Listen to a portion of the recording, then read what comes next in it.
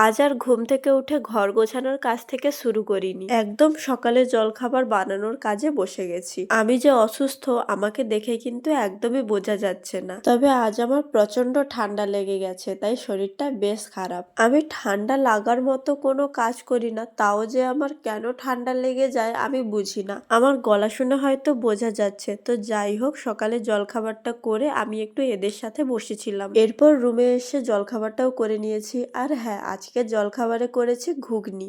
এরপর আমি আর মা দুপুরের রান্না জোগাড় করতে বসে গেছি। আমি এখানে শাক কাটছিলাম আর তখনই ফোন এলো, আমার একটা পার্সেল আছে, তাই জন্য আমি টাকা নিয়ে চললাম আমার পার্সেলটা আনতে।